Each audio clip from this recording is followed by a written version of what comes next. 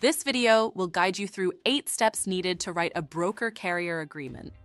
Broker-carrier agreement drafting is a frequently requested service on the Contracts Council platform since business owners want to make sure they are legally protected when managing transportation services. If you need to write a broker-carrier agreement, this video is for you. Before we start, just a brief disclaimer. The following information is provided for educational purposes and in no way constitutes legal advice. For legal advice, we encourage you to consult a licensed attorney. We've included more information in the description, as well as links to help you find an attorney. We will cover the purpose of broker-carrier agreements, key terms to include in your document, and 8 steps to follow to write your agreement. We've also added a link below with information on lawyer pricing if you want to know the cost of hiring a lawyer. Now let's get started. Purpose of broker-carrier agreements. Broker-carrier agreements are legally binding agreements between a freight broker and a motor carrier that outline the terms of transporting goods. The purpose of these agreements is to clearly define the terms of the business relationship, protect the rights of both parties, and ensure mutual understanding of the terms of the transportation agreement. Some reasons why using a broker-carrier agreement is important are as follows. 1. They create a clear agreement of transportation terms and conditions. 2. They protect both the broker's and carrier's rights. 3. They lessen the possibility of disputes. 4.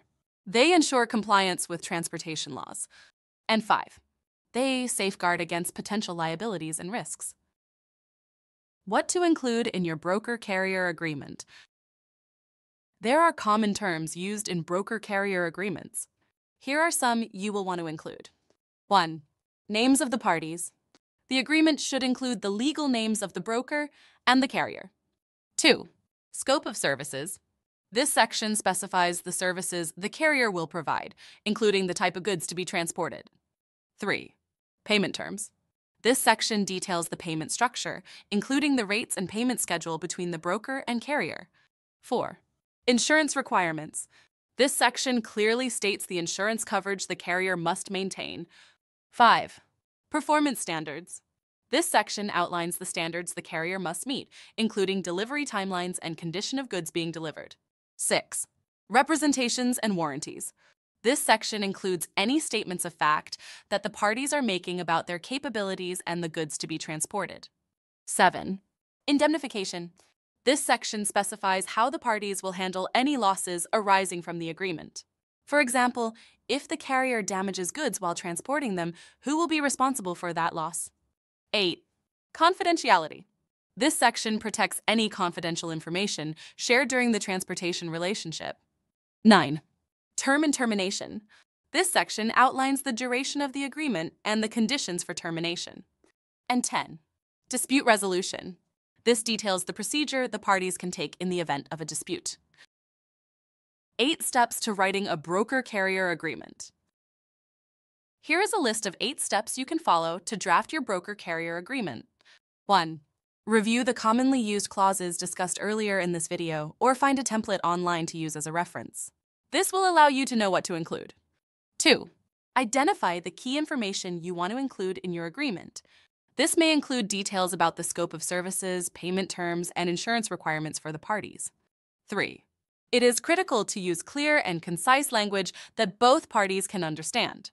4. Once you've written your clauses, organize them so that they are logical. For example, you likely want to have the scope of services section come before the payment terms section. 5. Be sure to incorporate any applicable transportation laws and regulations that may be specific to your state or industry. Note this may require research. 6. If you are unsure about anything, consider using Contracts Council's platform to seek advice from an experienced transportation lawyer that works on broker-carrier agreements. We've included a link in the description to help you find one. 7. Review and revise the agreement to make the language clearer and confirm you have included everything needed. And 8. Create a single document to serve as your broker-carrier agreement and ensure both parties have access to it. Drafting a broker-carrier agreement is a vital step in protecting both the broker and the carrier in a transportation arrangement. If you need help from an experienced lawyer, feel free to search Contracts Counsel or visit contractscounsel.com and post a job to get quotes from lawyers to help you. Thanks for watching.